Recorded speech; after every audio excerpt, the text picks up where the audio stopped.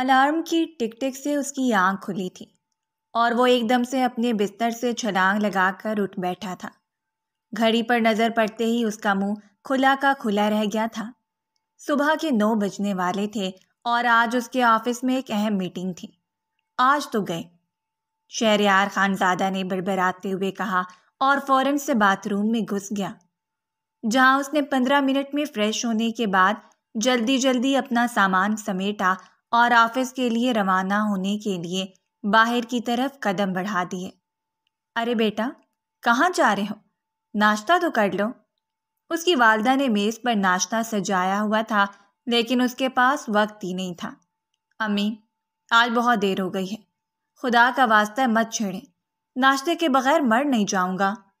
اس کی والدہ نے اس کی یہ بات سنی تو فوراً سے ان کا ہاتھ اپنی چپل کی طرف گیا تھا۔ صبح صبح اٹھ کر کوئی اچھی بات ہی کر لیا کرو، کیا اول فول بکتے رہتے ہو؟ وہ واقعی میں غصہ کر گئی تھیں، اور شہریار نے ہنستے ہوئے دونوں ہاتھ جوڑ کر تیزی سے باہر کی طرف قدم بڑھائے تھے۔ اس نے گاڑی میں بیٹھنے کے لیے جیسے ہی دروازہ کھولا تو اپنی جگہ اچھل پڑا تھا۔ جلدی جلدی اس نے سیٹ بیلٹ لگایا اور اپنے برابر میں فرنٹ سیٹ پر بیٹھی گلیل کو دیکھا۔ تم یہاں کیا کر رہی ہو؟ محترمہ، اترو نیچے، مجھے دیر ہو رہی ہے، میٹنگ کا وقت نکلا جا رہا ہے۔ گلیل نے ایک ادا سے اپنے بال پیچھے کیے تھے۔ وہ اس سے 15 سال چھوٹی تھی اور اس وقت اس کے ساتھ گاڑی کی فرنٹ سیٹ پر بیٹھی آنکھوں میں بے پناہ شرارت لیے اسے دیکھ رہی تھی۔ میں بھی آپ کے ساتھ آفس چلنا چاہتی ہوں، صبح سے آنکھ کھل گئی ہے، بہت بور ہو رہی ہوں گھر میں۔ یہ سننا تھا کہ شہریار خانزادہ نے اپنا سر پیٹ لیا تھا۔ آفس تمہاری بوریاں دور کرنے کی جگہ نہیں ہے، اترو یار، بہت دیر ہو جائے گی ورنہ۔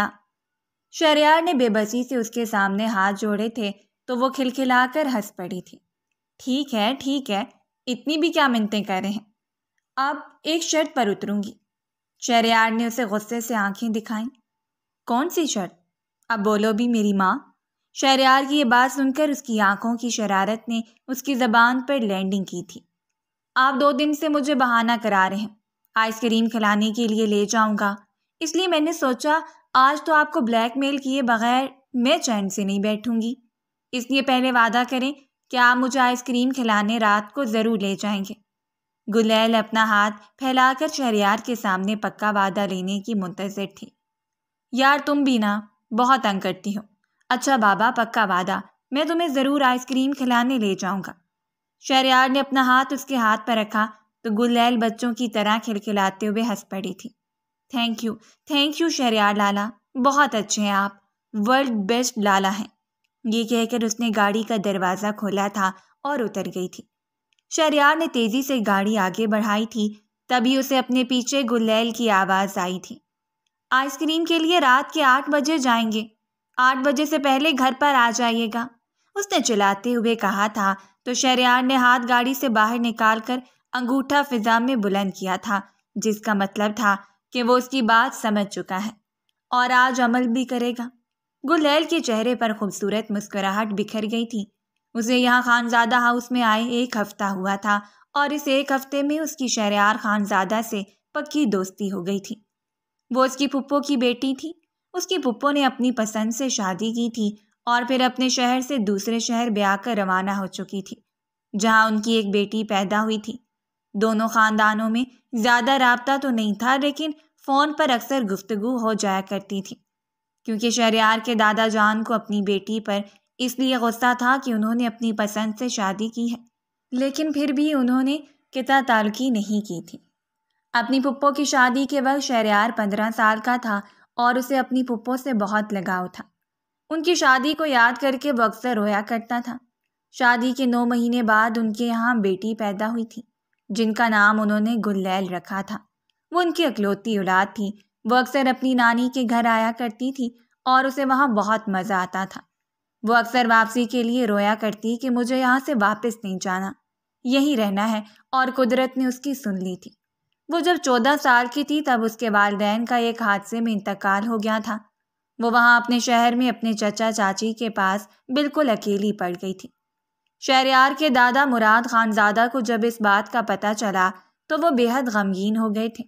انہوں نے جنازے میں شرکت کی تھی اور شرکت کرنے کے بعد وہ اپنی نواسی کو اپنے ساتھ ہی لے آئے تھے۔ گل لیل شروع میں بہت خاموش رہتی تھی۔ ایسا لگتا تھا کہ جیسے وہ تمام لوگوں سے خائف ہے اور ہر وقت اپنے ماں باپ کی یاد میں تڑپتی رہتی تھی۔ اس بات کو شہریار خانزادہ نے بہت زیادہ محسوس کیا تھا اور اس نے گل لیل کی طرف دوستی کا ہاتھ بڑھایا تھا، حالانکہ ان دونوں کی عمر میں بہت فرق تھا۔ لیکن شہریار خانزادہ کو اپنی اس ننھی سی گردن سے خاص لگاؤ تھا۔ وہ اسے اس طرح اداس نہیں دیکھنا چاہتا تھا، اس لیے اس نے تمام گھر والوں کے ساتھ مل کر اس کے دل بہلانے کی کوشش کی تھی، اور آج اس بات کو 2 ہفتے ہو چکے تھے۔ وہ اپنی کزن شہریار سے اٹیچ ہو گئی تھی اور اسے لالا کہہ کر پکارا کرتی تھی۔ شام کو جیسے ہی وہ آفس سے گھر آیا تو اس کا موڈ کافی خراب تھا۔ آفس میں میٹنگ اچھی نہیں رہی تھی، اس لیے وہ کھانا کھائے بغیر سو گیا تھا۔ ابھی کچھ وقت ہی گزرا تھا کہ اسے ایسا لگا کسی نے پانی سے بھری پوری بالٹی اس کے اوپر الٹ دی ہو۔ وہ ہڑبڑا کر اٹھ بیٹھا اور واقعی میں اسے پانی سے بھری بالٹی سے کسی نے گیلا کر دیا تھا۔ پورا بستر گیلا ہو چکا تھا اور اسے شدید کھانسی لگ گئی تھی کہ پانی ناک کے راستے منہ میں بھی چلا گیا تھا۔ تبھی اس نے اپنے بالوں کو آنکھوں سے ہٹا کر دیکھا تو سامنے گل لیل دانت نکال کر ہنس رہی تھی۔ شہریار خانزادہ کا غصہ آسمان کو چھونے لگا۔ یہ کیا بدتمیزی ہے؟ تمہیں مینرز نہیں ہے؟ کسی کے کمرے میں ناک کر کے آتے ہیں اور تم نے آتے ساتھ ہی یہ گھٹیا حرکت کی۔ شہریار کا غصہ دیکھ کر گل لیل جو اپنے ہاتھ میں بالٹی پکڑے ہنس رہی تھی ایک دم سے سنجیدہ ہوئی۔ اس کے ہاتھ سے بالٹی چھوٹ کر دور جا گری۔ میں نے آپ سے کہا تھا آپ آئس کریم کھلانے لے جائیے گا۔ شہریار نے یہ سنا تو اس نے گل کو زور سے ڈانٹ دیا تھا۔ اب تم بڑی ہو گئی ہو، ہر وقت بچی نہ بنا کرو۔ پورے 15 سال کی ہو گئی ہو اور ابھی تک تمہارے یہی کارنامے ہیں۔ جاؤ یہاں سے، میں بہت تھک گیا ہوں۔ وعدہ نہیں کیا تھا میں نے تم سے، شہریار نے غصے سے کہہ کر جیسے ہی گل لیل کے چہرے پر دیکھا تھا تو وہ آنسوؤں کے ساتھ رو رہی تھی۔ اب اسے افسوس ہوا تھا کہ وہ بن ماں باپ کی بچی کے اوپر یوں کیوں چلایا۔ اچھا بابا چلو چلتا ہوں، چینج کر کے چلتے ہیں۔ نہیں، اب مجھے نہیں جانا۔ اس نے بالٹی وہیں پھینکی تھی اور تیزی سے منہ پر ہاتھ رکھ کر دوڑتے ہوئے اپنے کمرے میں بند ہو گئی تھی۔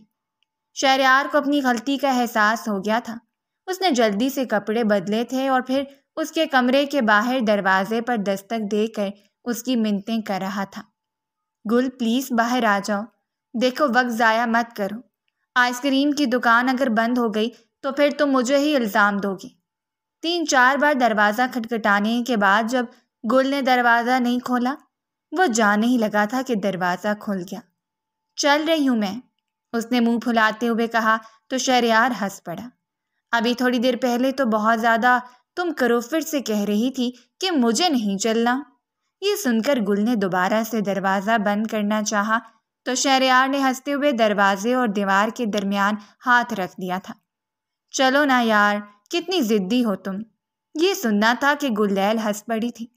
آپ سے تو کم ہی ہوں۔ وہ تیار ہو چکی تھی اور اب شہریار کا ہاتھ تھامے آئس کریم کھانے کے لیے اس کے ہمراہ جا رہی تھی۔ وہ اپنے مشن میں کامیاب ہو گئی تھی۔ مومانی جان، یہ اتنی ساری تصویریں کیوں پھیلا کر رکھی ہوئی ہیں؟ صبح اٹھ کر آنکھیں ملتے ہوئے وہ باہر آئی تو مومانی جان دادا جان اور نعیمہ باجی کے ساتھ بیٹھے کسی چیز پر تبادلہ خیال کر رہی تھیں۔ گل بیٹا، یہ تصویریں لڑکیوں کی ہیں، ہم شہریار کے لیے رشتہ ڈھونڈ رہے ہیں۔ یہ سننا تھا کہ گل لیل کی آنکھیں ابل پڑی تھیں۔ شہریار لالا کی شادی ہوگی؟ واو، سچ میں بہت مزہ آئے گا۔ میں بہت سارے کپڑے بنواؤں گی۔ نانا جان، آپ مجھے کپڑے بنا کے دیں گے نا؟ اس نے پلٹ کر اپنے نانا جان سے خواہش کا اظہار کیا تو انہوں نے اسے اپنے پاس بلایا تھا اور اس کے سر پر شفقت سے ہاتھ رکھا تھا۔ ہاں میری بچی، کیوں نہیں، تم تو بہت پیاری بچی ہو۔ شہریار کی شادی میں سب سے الگ اور منفرد دکھنا۔ انہوں نے اس کا ماتھا چوم لیا تھا۔ ویسے کون سی لڑکی پسند کی ہے شہریار لالا کے لیے؟ اور کیا انہیں پتہ ہے؟ اس نے تجسس سے وہاں موجود تمام تصویروں کو دیکھ کر کہا تھا۔ تو مومانی جان ہنس پڑی تھی۔ شہریار کی دلہن ہم نے پسند کر لی ہے، اب بس اسے دکھانا باقی ہے۔ یہ سننا تھا کہ اس نے مومانی جان کے ہاتھ میں موجود تصویر لے لی تھی اور تیزی سے دوڑتے ہوئے شہریار کے کمرے میں آئی تھی۔ شہریار لالا دیکھیں تو صحیح، میں کس کو اپنے ساتھ لائی ہوں؟ شہریار جو اپنے کمرے میں کتاب پڑھ رہا تھا، حیرانی سے اس نے نگاہیں اٹھا کر گلیل کی طرف دیکھا تھا اور پھر آس پاس نظر دوڑائی تھی۔ کسے لائی ہو؟ مجھے تو کوئی نظر نہیں آ رہا۔ وہ ہنس پڑی تھی اور اس کے آگے اس نے تصویر لہرائی تھی، اپنی بھابھی کو۔ یہ سننا تھا کہ شہریار ایک دم سے کھڑا ہو گیا۔ بھابھی؟ کیا مطلب تمہارا؟ ارے میں آپ کی دلہن کی بات کر رہی ہوں۔ آپ کی شادی طے ہو گئی ہے، بہت مبارک ہو۔ یہ سننا تھا کہ شہریار نے حیرت سے اسے دیکھا تھا۔ تم پاگل ہو گئی ہو؟ نہیں نہیں، بھلا میں کیوں پاگل ہوں گی؟ بلکہ پاگل تو اب آپ ہونے والے ہیں، جوڑو کے غلام جو بننے والے ہیں۔ یہ کہہ کر اس نے تصویر آگے بڑھائی تھی، لیکن جیسے شہریار نے تھامنی چاہی تو اس نے پیچھے کر لی تھی۔ ایسے تھوڑی نا آپ کو آپ کی دلہن کی تصویر دیکھنے دوں گی، پہلے مجھے پیسے دیں کچھ۔ قسم سے کل ایک چاکلیٹ دیکھا ہے، لیکن اوقات سے باہر ہے۔ 2000 روپے کم ہیں، جلدی سے مجھے پیسے دیجیے تاکہ میں وہ چاکلیٹ آرڈر کروں، پھر ہی آپ کو یہ تصویر ملے گی۔ یہ سننا تھا کہ شہریار نے اپنا سر پیٹ لیا تھا۔ یار عجیب لڑکی ہو، ہر چیز میں بلیک میل کرتی ہو، منہ بسوڑتے ہوئے اس نے کہا تھا اور جیب سے 2000 نکال کر اس کے ہاتھ پر رکھے تھے اور دوسرے ہاتھ سے تصویر لے لی تھی۔ بہت اچھی سوداگر ہو تم۔ وہ جیسے ہی کمرے سے نکلی تھی تو پیچھے سے اسے شہریار کی آواز سنائی دی تھی اور پھر گلیل کا کہکا پورے گھر والوں نے سنا تھا، جس نے شہریار کو اس کی دلہن کی تصویر دینے کے پورے 2000 روپے لے لیے تھے اور پھر چھت پر بیٹھی اپنی فیورٹ چاکلیٹ کے مزے اڑائے تھے۔ شہریار خانزادہ کا رشتہ پکا ہو گیا تھا اور مہندی کی تقریب جاری تھی۔ اس کی خوبصورت دلہن آئلہ اس کے برابر میں بیٹھی بہت خوبصورت لگ رہی تھی۔ یہ جوڑی واقعی میں قابل رشک تھی۔ شہریار بھی خود کو خوش قسمت سمجھ رہا تھا۔ وہ دونوں آپس میں شرماتے ہوئے باتیں کر رہے تھے، تبھی گل دوڑتے ہوئے آئی اور ان دونوں کے درمیان بیٹھ گئی تھی۔ شہریار نے حیرت سے اسے دیکھا تھا اور پھر مسکرایا تھا۔ کیا ہو گیا گل؟ آج تو کباب میں ہڈی بننا چھوڑ دو۔ یہ سن کر گل نے آنکھیں ٹپٹپائی تھیں اور مڑ کر آئلہ کو دیکھا تھا۔ آئلہ باجی سوری یار، لیکن یہ گجرا مجھ سے نہیں پہنا جا رہا تھا۔ اب مجھے پتا ہے کہ اس گھر میں مجھے شہریار کے علاوہ اور کوئی گجرا پہنا کر نہیں دے گا، اس لیے تھوڑی دیر برداشت کر لیں۔ ویسے بھی ساری زندگی میری حرکتیں برداشت کرنی پڑیں گی۔ اس نے تو اپنے بچپنے میں روانی سے یہ بول دیا تھا، لیکن آئلہ اپنی جگہ جمی کھڑی رہ گئی تھی۔ اس کا موڈ یہ ایک دم سے خراب ہو گیا تھا۔ گل نے استحقاق سے اپنی شہری لالا کے آگے اپنا ہاتھ کیا تھا اور گجرے پکڑائے تھے۔ کب سے سب کو بول رہی ہوں پہنا دو، پھر خیال آیا کہ جب مفت کا ایک نوکر ساتھ رکھا ہوا ہے تو کیا ہی ضرورت ہے کسی اور کو زحمت دینے کی۔ گل کے کہنے پر شہریار نے اس کے ماتھے پر ہلکی سی چپیٹ ماری تھی اور پھر اسے گجرے پہنا دیے تھے۔ گل نے مسکرا کر اس کی ناک دبائی تھی اور فوٹو سیشن کے لیے وہاں سے بھاگ گئی تھی۔ آئلہ نے ناگواری سے شہریار کو دیکھا۔ یہ کون ہے؟ شہریار نے ہنستے ہوئے اسے گل کا نام بتایا تھا۔ میں نے نام نہیں پوچھا، رشتہ پوچھا ہے۔ شہریار کی ہنسی سمٹ گئی تھی۔ پھپھو کی بیٹی ہے، ہمارے ساتھ ہی رہتی ہے، یتیم ہے۔ آئلہ نے ناگواری سے رخ پھیر لیا تھا۔ بچپنا اور مذاق ایک حد تک اچھا لگتا ہے، ورنہ پھر بدتمیزی میں شمار ہوتا ہے۔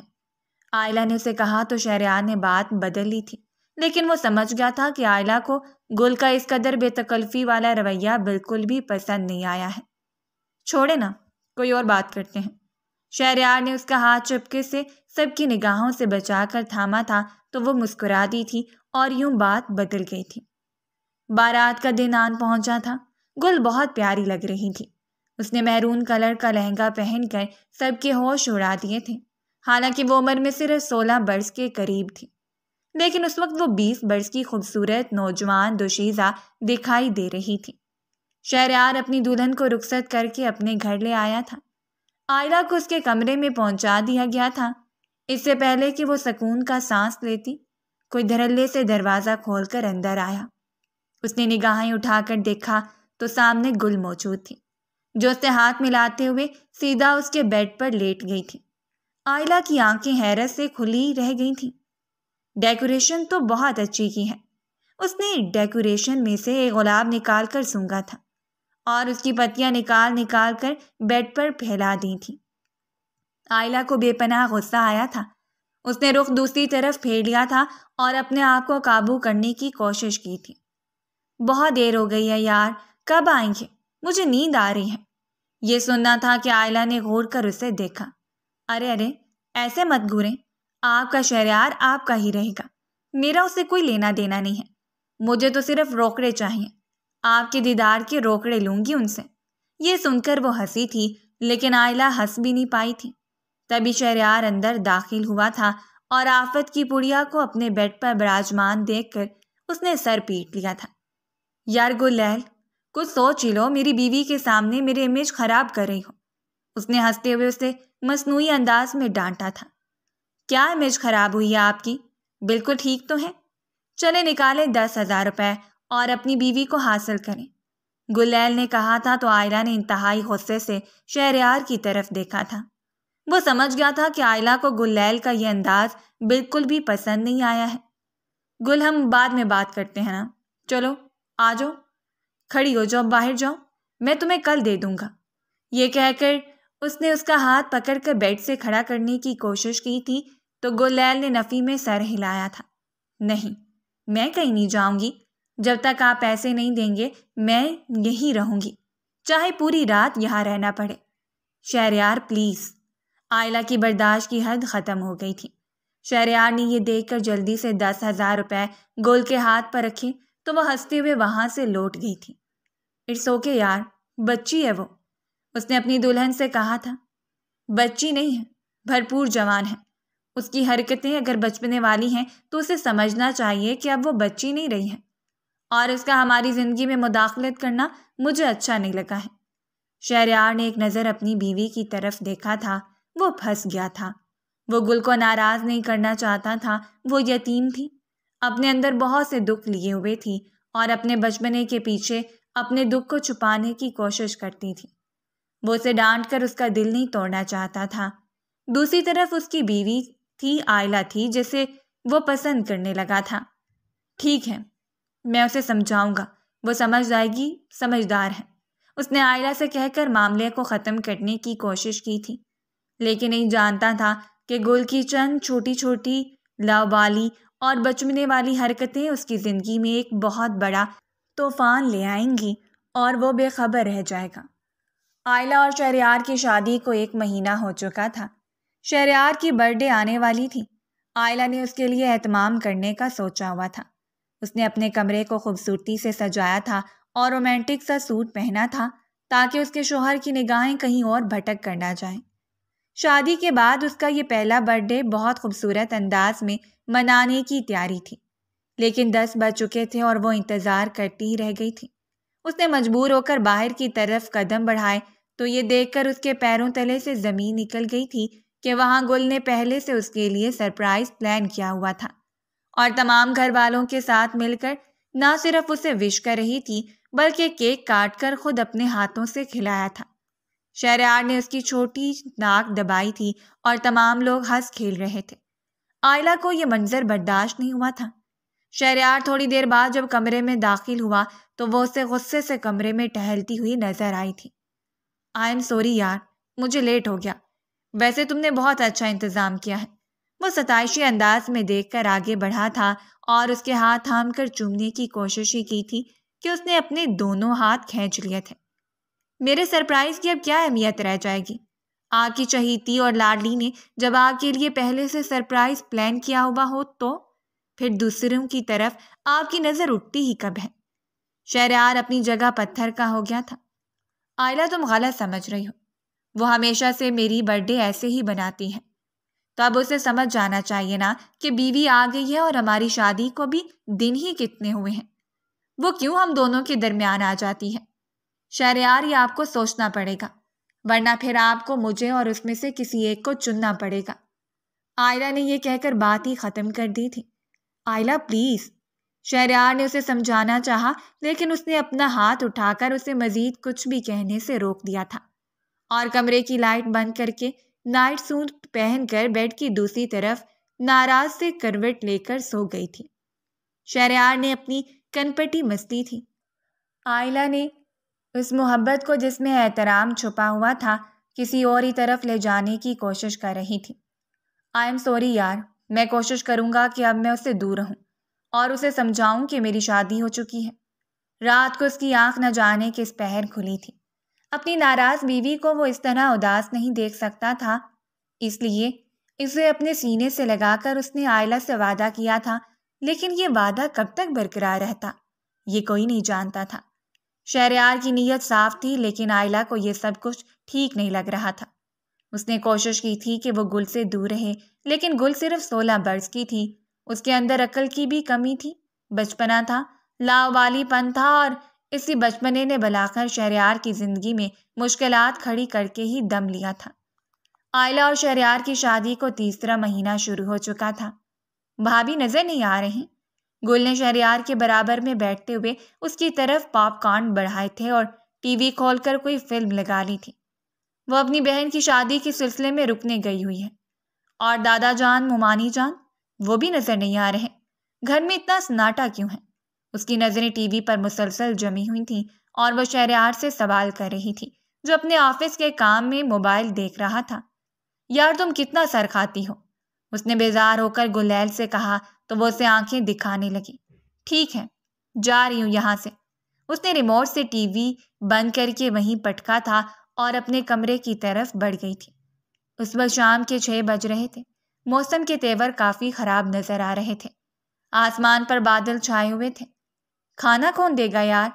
ممانی جان نے شہریار سے کہا تھا کہ وہ گلیل سے کہہ کر اپنے لیے کھانا بنوا لے یا پھر باہر سے منگوا لے، لیکن اس نے تو اسے ناراض کر دیا تھا۔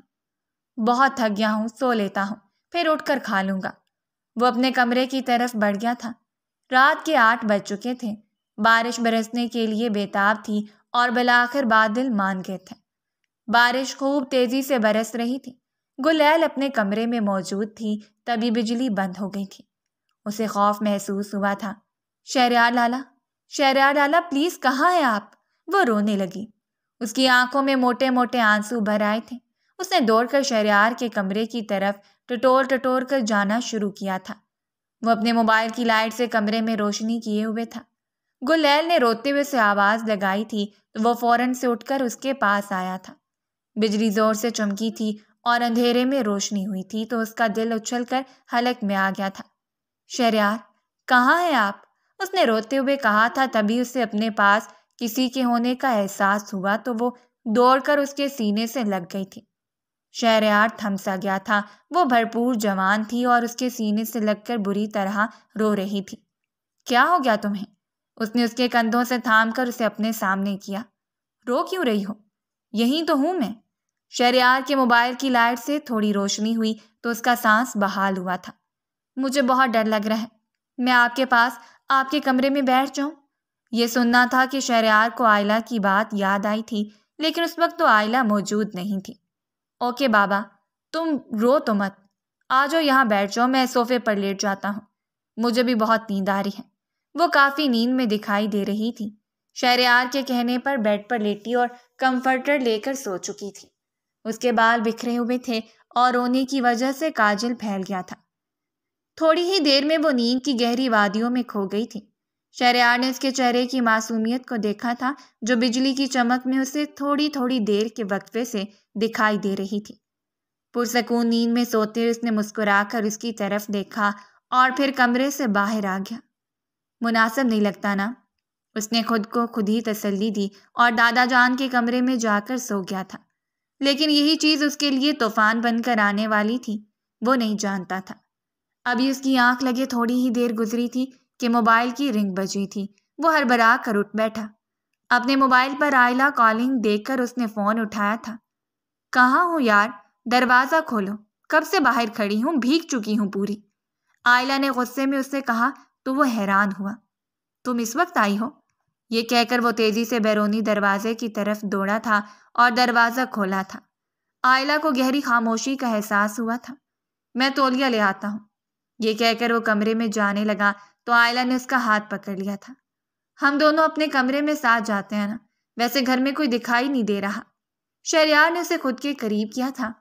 تمام لوگ تقریب میں گئے ہوئے ہیں، صرف گلیل گھر میں ہے اور اس وقت سو رہی ہے۔ یہ سننا تھا کہ آئلہ کے چہرے کی رنگت اڑی تھی۔ وہ اکیلی تمہارے ساتھ گھر میں ہے؟ اس نے ایک بار پھر سے شہریار سے تائید چاہی تھی۔ ہاں یار سو رہی ہے، اس میں کیا ہو گیا، چلو اپنے کمرے میں چلتے ہیں۔ وہ بالکل ہلکا پھلکا سا دکھائی دے رہا تھا۔ آئلہ نے ایک نظر اس کی طرف دیکھا اور کمرے کی طرف قدم بڑھائے، لیکن اپنی جگہ ٹھٹک کر رہ گئی تھی۔ شہریار کو بھی اب ہوش آیا تھا۔ یہ ہمارے کمرے میں کیا کر رہی ہے؟ وہ چلائی۔ یار بجلی چلی گئی، بارش ہو رہی تھی، اسے ڈر لگا تو یہاں سو گئی۔ میں دادا کے کمرے میں تھا۔ اچھا، تو اب تم دونوں مل کر مجھے اور کتنا بے وقوف بناؤ گے؟ مجھے پاگل سمجھا ہوا ہے؟ شادی کو 3 مہینے ہوئے ہیں صرف، اور تم دونوں کا یہ میری ناک کے نیچے جو کھیل جاری ہے، میں اسے اچھی طرح سمجھ گئی ہوں۔ اب میں تمہارے ساتھ نہیں رہوں گی۔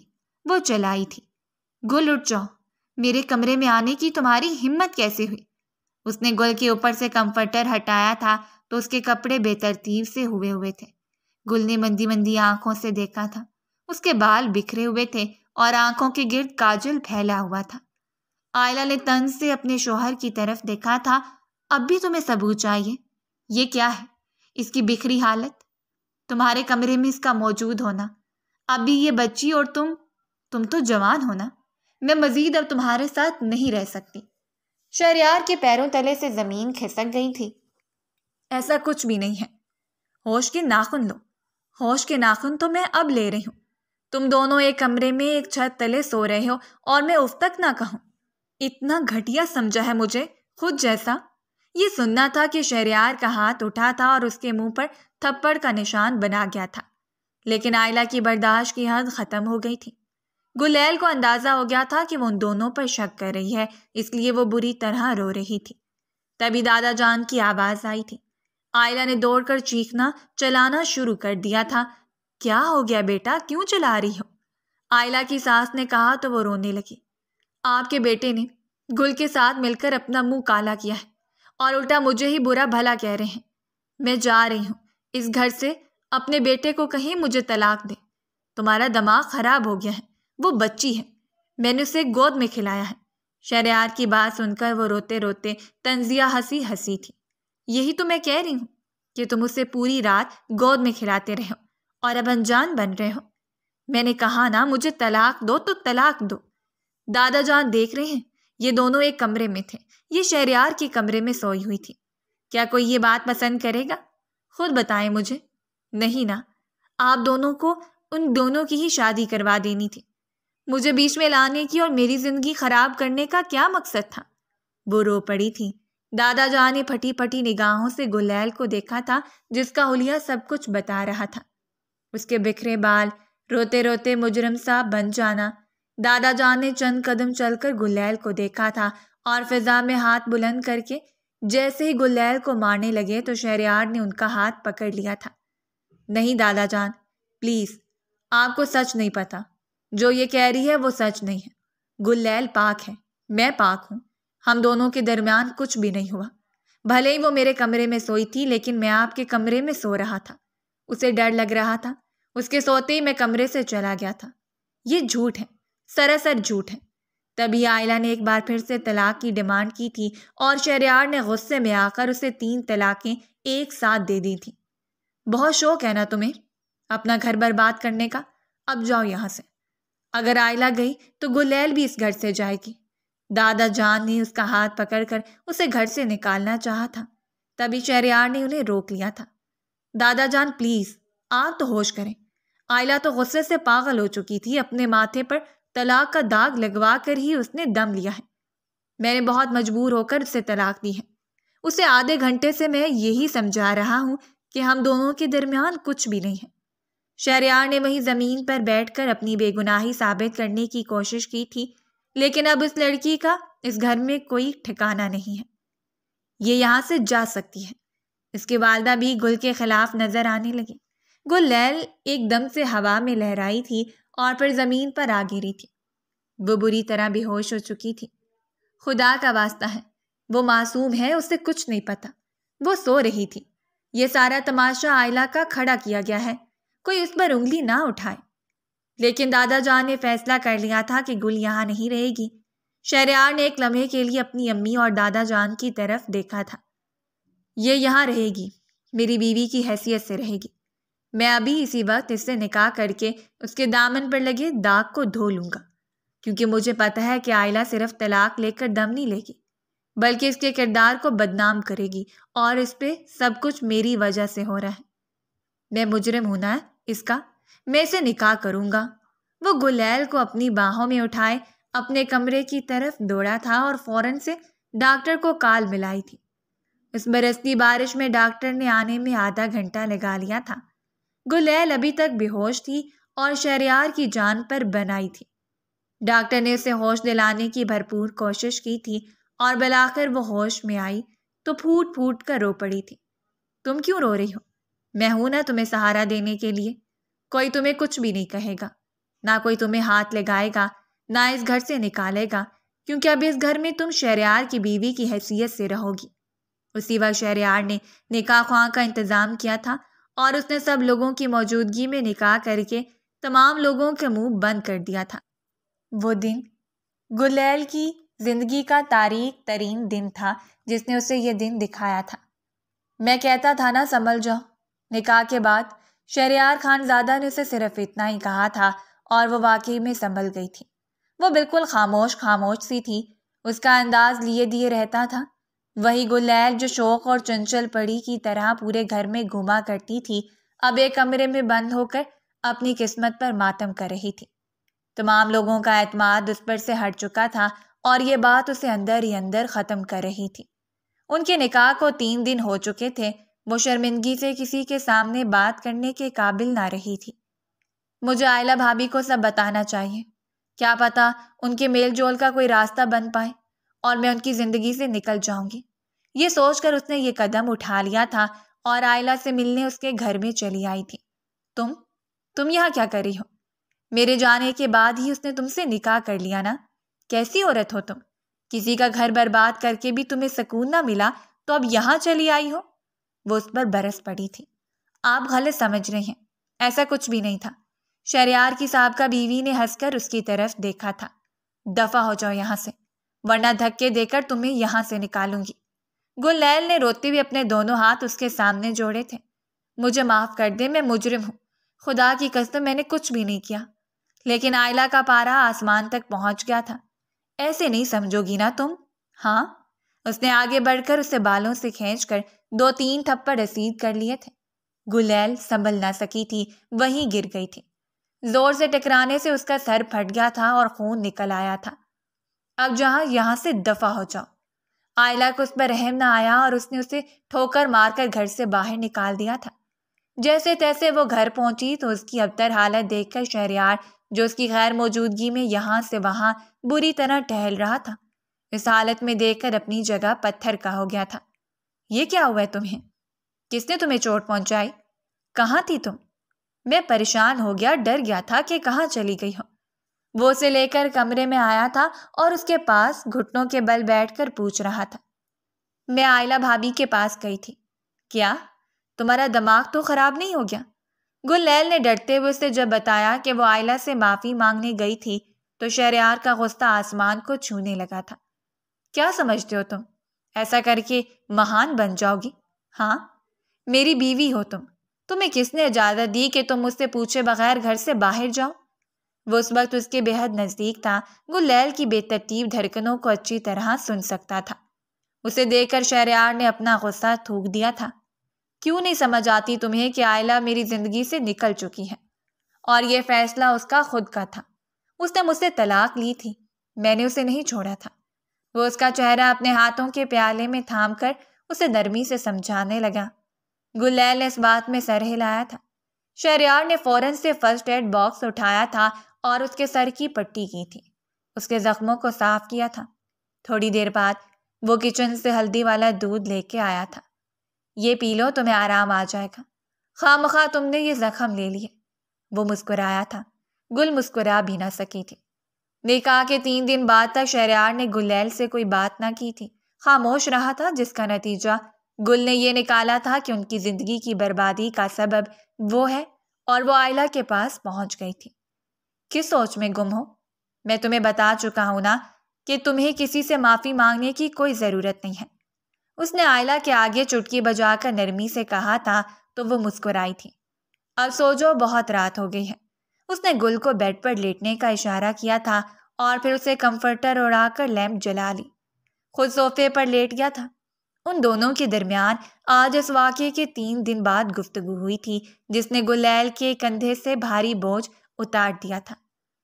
شہریار خانزادہ نے باقاعدہ سوشل میڈیا پر اپنی اور گل کی شادی کی تصویر ایک ساتھ لگائی تھی۔ عائلہ نے وہ تصویر باقاعدہ طور پر دیکھی تھی اور حسد کی آگ میں بھڑک اٹھی تھی۔ تمہیں کیا لگتا ہے کہ اپنا گھر بسا کر میرا گھر برباد کر کے تم خود بھی آرام سے رہو گی؟ میں ایسا ہرگز نہیں ہونے دوں گی۔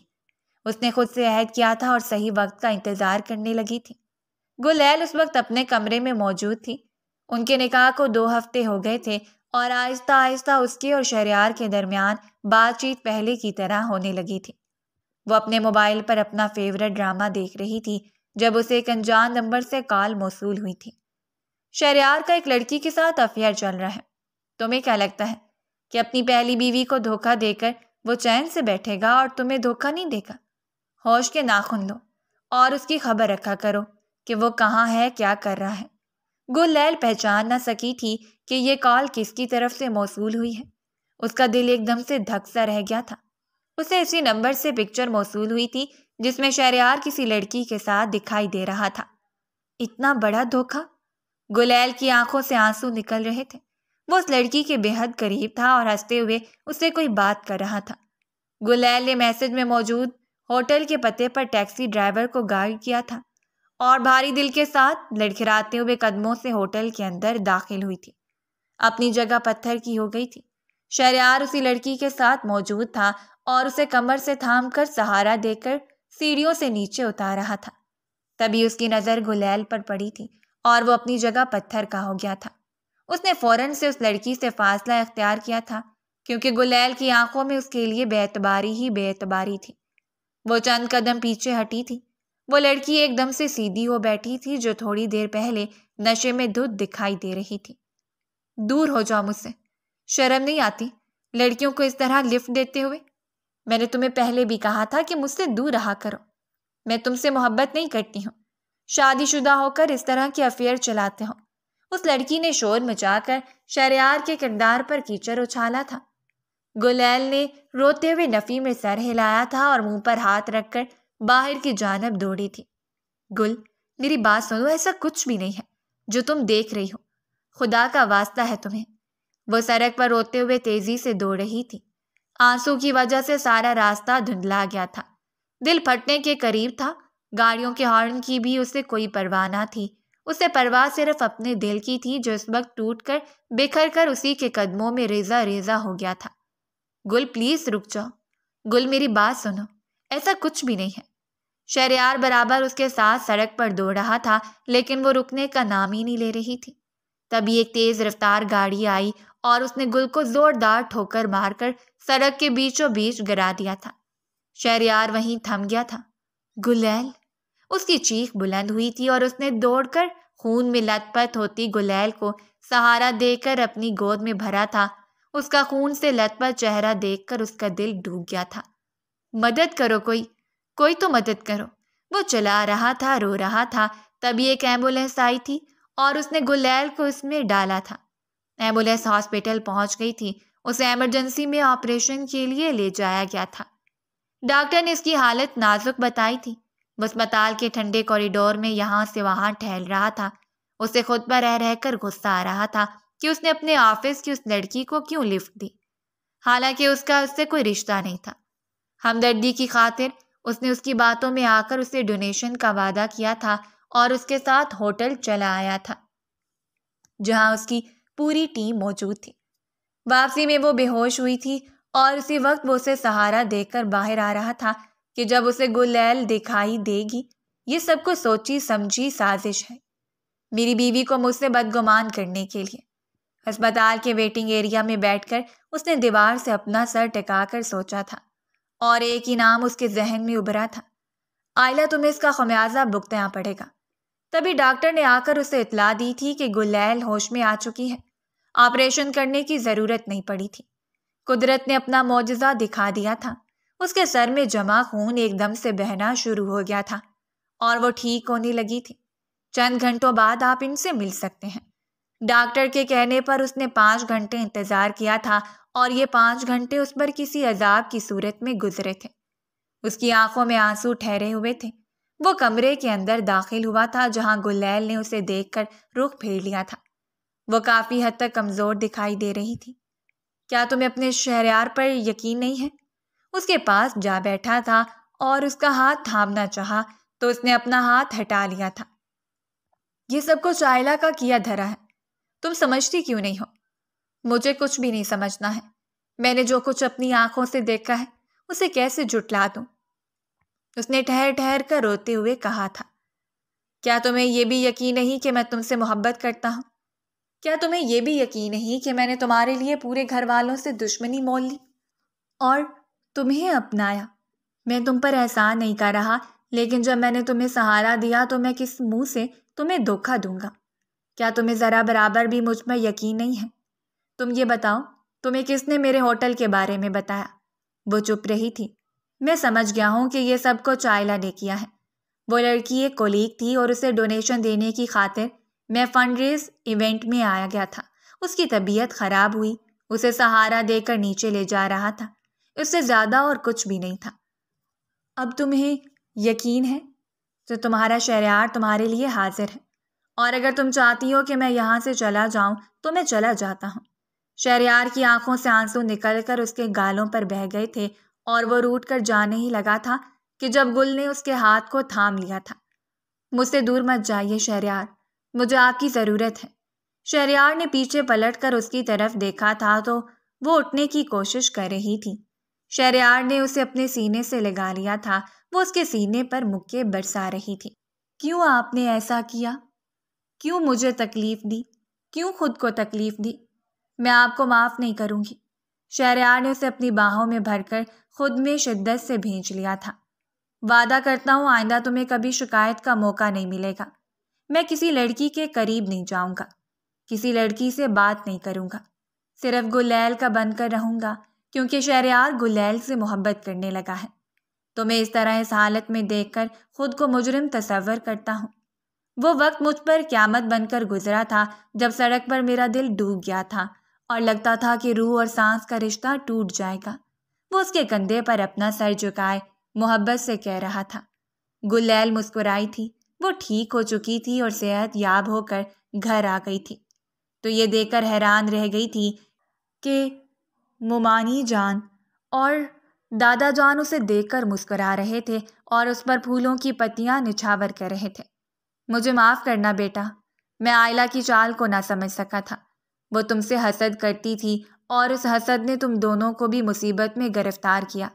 میں تم دونوں سے معافی مانگتا ہوں، میرا رویہ تم دونوں سے درست نہیں تھا۔ دادا جان نے اپنے ہاتھ جوڑے تھے تو گلیل ان کے سینے سے جا لگی تھی۔ آپ نے مجھے نئی زندگی دی ہے دادا جان، آپ کیسی باتیں کرتے ہیں؟ میں آپ سے بالکل بھی ناراض نہیں ہوں۔ دادا جان نے شفقت سے اس کے سر پر ہاتھ پھیرا تھا۔ دادا، میں بھی آپ کا ہی پوتا ہوں۔ شہریار نے شکایت کی تھی تو تمام لوگ ہنس پڑے تھے۔ دادا نے اپنی باہیں پھیلائی تھیں۔ شہریار اور گل ایک ساتھ ان کے سینے سے لگ گئے تھے۔ زندگی مشکل ضرور تھی لیکن پھر آسانی بھی لائی تھی۔ شہریار نے گل پر لگا داغ دھونے کی خاطر اس سے نکاح کیا تھا اور خدا نے اسے سرخرو کیا تھا۔ آئلہ کی چال بے نقاب ہو گئی تھی اور محبت جیت گئی تھی۔